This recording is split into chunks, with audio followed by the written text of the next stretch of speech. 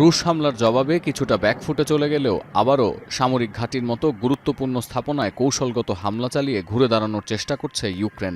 Voronezh অঞ্চলের গুরুত্বপূর্ণ বরিসোগোভেস air বেইজে Zelensky সেনাদের ড্রোন ও ক্ষেপণাস্ত্র হামলায় রীতিমতো নড়েচড়ে বসেছে মস্কো।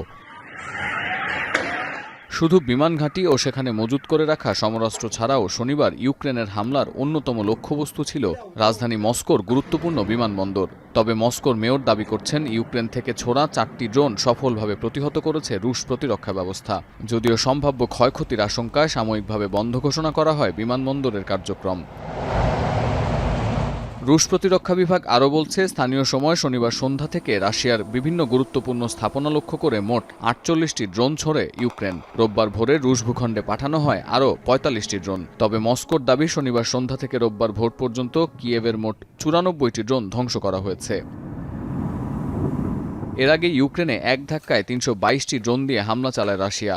এর মধ্যে 157টি প্রতিহতের দাবি করে কিয়েভ, আর লক্ষ্যবস্তুতে আঘাত হানতে ব্যর্থ হয় বাকি 135টি ড্রোন। রুশ গণমাধ্যম আরটি বলছে, পুতিন সেনারা ইউক্রেনের উত্তর পূর্বে খার্কিভ দখলের পরিকল্পনা করছে, আর এ কারণেই কৌশলগত হামলা জোরদার করেছে রাশিয়া।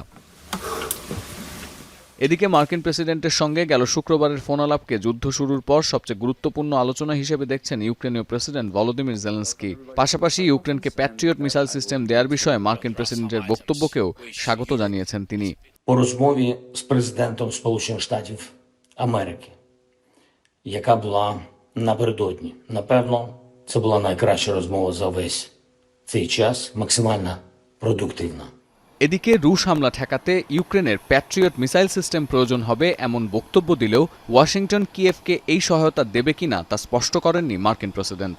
পাশাপাশি ওয়াশিংটনের বার্তা অগ্রাহ্য করে ইউক্রেনে হামলা চালানোয় রুশ প্রেসিডেন্টের সমালোচনা করলেও রাশিয়ার ওপর পশ্চিমা নিষেধাজ্ঞা ইস্যুতে পুতিনকে পরোক্ষভাবে সাহসও দিচ্ছেন ট্রাম্প। রুশ গণমাধ্যম আরটি জানায়, ট্রাম্প মনে করেন নিষেধাজ্ঞার বিষয়টি কৌশলভাবে নিয়ন্ত্রণের সক্ষমতা আছে পুতিনের। সতীর্থ কর্মকার, এখন বিশ্ব।